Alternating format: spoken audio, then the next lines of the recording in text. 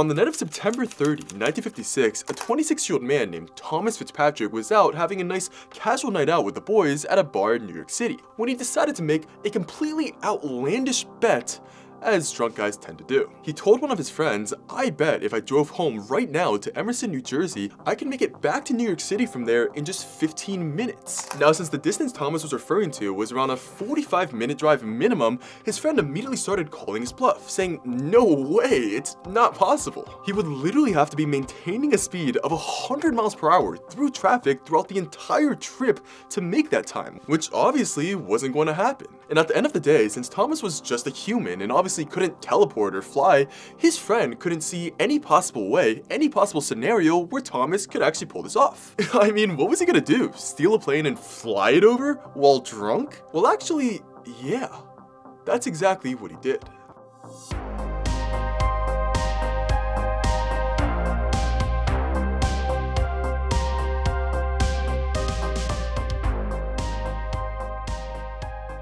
Thomas Fitzpatrick was born in New York City in 1930. Even from a really young age, he was already showing signs of being an extremely risk-seeking and rebellious child. I mean, when World War II began raging on in his early teenage years, he desperately wanted to fight. He wanted to serve his country. Unfortunately, since the age requirement for enlisting at the time was 21 years old, much older than he just wasn't allowed to do so. However, he apparently just did not care what he was allowed or wasn't allowed to do, because he just lied about his age and then joined the Marine Corps at age 15, fighting on the Pacific Theater. Incredibly, despite his young age and lack of experience, Thomas not only survived the war, but apparently actually did well, and he was honorably discharged from the Marines a few years after the war ended in 1947. Now, if he had been traumatized from his experience of getting shot at and fighting at such a young age, he didn't show it, because immediately after, he enlisted in the US Army, and would then go on to fight in the Korean War. Here, it seemed like once again, he was never one to shy away from conflict. According to one report, he was eventually wounded while driving an ammunition truck to rescue some American soldiers trapped by communist fire. As a result, he received a Purple Heart, and would eventually return back to civilian life after his term of service. Now, at some point during his time in the military, Thomas became really interested in becoming a pilot and flying. As such, he decided to enroll in the Teterboro School of Aeronautics in New Jersey, and soon got his pilot's license. But even though he did have formal training,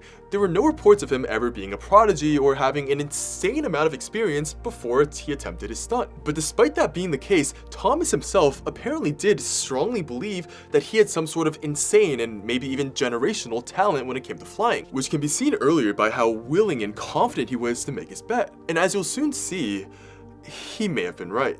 That night at the bar, after Thomas's friend agreed to his bet, again because he was very likely fully convinced that this feat that Thomas had described simply couldn't be done, Thomas immediately left and drove back to New Jersey. Upon arriving, he went back to his old flying school and borrowed one of their single-engine Cessna 140 planes before flying off with it. But upon arriving back to New York City, he was shocked, or as shocked as he could have been while intoxicated, to see that the place he had intended on landing in, this large open field at a nearby high school, wasn't lit up at night. And since this guy Thomas, was flying without using any of the lights or radios on his plane, he couldn't see a thing, and he simply had no way of actually landing there. But with no time to spare, Thomas immediately honed in on a different landing spot, the middle of St. Nicholas Avenue, the narrow street directly in front of the bar he had been drinking at earlier. And despite the fact that this was literally New York City, with high buildings everywhere and lampposts and parked cars on both sides of the street, since it was 3 a.m. at the time and there weren't actually any moving cars, he decided to go for it. And as I mentioned earlier, he really might have been right about the being natural at flying thing, because despite the structures, despite the darkness of the night, despite the fact that he was still drunk at this time, he managed to perfectly thread the needle and nail an unbelievably precise landing. When local residents woke up the next morning and saw this massive plane just sitting on the street, they straight up thought it had to have been some sort of elaborate prank. It had to have been. As a kid named Sam Garcia, who lived nearby, put it, "I thought maybe they had trucked it in as a practical joke because there was no way a man had landed in that narrow street." In fact, even after everyone realized that it in fact had not been a prank and someone had actually illegally and irresponsibly stolen this plane before landing it here in this dangerous crowded area, they still couldn't help but be impressed at how perfect the landing was. The New York Times reported on the incident by describing it as a feat of aeronautics and a fine landing. People traveling to work, although annoyed that the road was blocked, marveled at how such a large plane had ever gotten there. Even the police investigating the incident, who were all highly suspicious of Thomas's claim that he had had engine troubles and had been forced to land there, were completely shocked at the feat, with Sergeant Harold Behrens of the Police Aviation Bureau going so far as to describing the odds of nailing a landing like that as being 100,000 to 1. As everyone could clearly and instantly tell, even the smallest mishap, the smallest muscle twitch, could have caused that plane to crash. The street was just that congested. And when Thomas eventually admitted that he had actually done the stunt to win a bet, and when it also came to light that he had been drunk while doing it, the owner of the plane Thomas had taken was so impressed he would go on to decline to press any charges. Although Thomas did still have to pay an $100 fine, or around $1,000 today, because landing a plane on a busy road is still illegal, unfortunately, he didn't have to spend a single day in jail, which if you think about it, is completely crazy. Now I promise you, if this story hadn't been fairly well documented with photos and everything, if I'd been sitting here in front of you telling you about it, there is a really good chance you wouldn't believe me.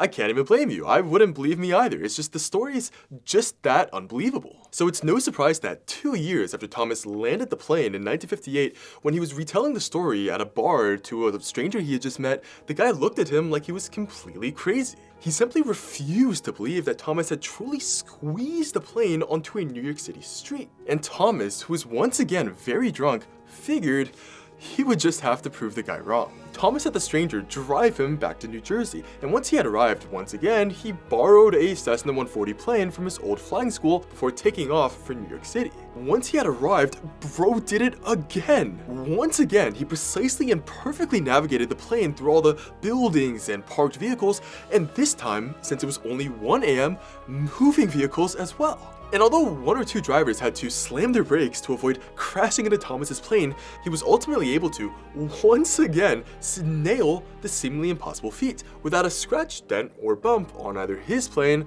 or anything else around him. Just take a second to really think about how much skill it must require to literally land a plane onto a narrow and packed New York City street. Thomas did this twice while drunk. That's not luck. After he had landed his plane, this time on the intersection of Amsterdam and 187th Street, right in front of a Yeshiva University building, Thomas quickly realized that, unlike his first rodeo, this time there were actually witnesses, tons of them, who had seen his face and what he had done. Likely finally sobering up and remembering that his pilot's license had actually been suspended after his first flight, he realized he would almost certainly be going to jail this time if caught. And realizing the sheer gravity of his situation, Thomas quickly fled from the scene.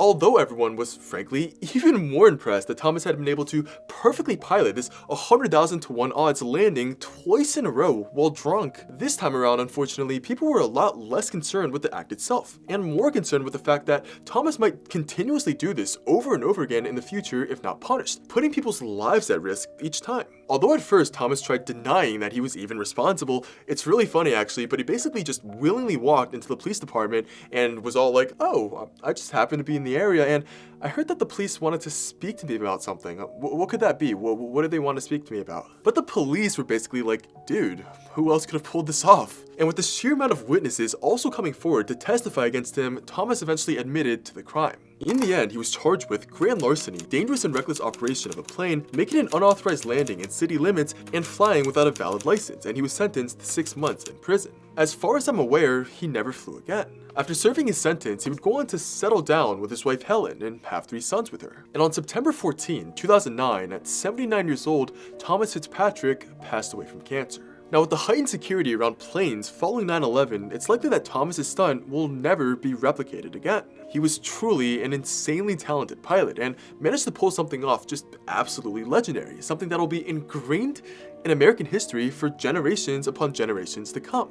But hey, obligatory warning here, this is not a sign for you to just go out and spin up your own ridiculously dumb dares. As I mentioned earlier, one slight mishap from Thomas and his story could have gone in a completely different direction. He could have ended countless lives, including his own. I mean, yeah, it's a really good story, but just try to take care of yourself and stay away from irresponsible bets, dares, and challenges like this. They really can be just extremely dangerous. With that being said, I hope you enjoyed today's story. If you did, please take this opportunity to just tap that tiny thumbs up button below me. It really helps the channel out so much. For people who are new to this channel, we post once a week fascinating stories. I promise you, personally, guarantee you that every story I cover will be just as interesting, if not even more interesting than this one. So subscribe if that's what you're interested in, and stick with me, you'll see. I will see you guys soon. Peace.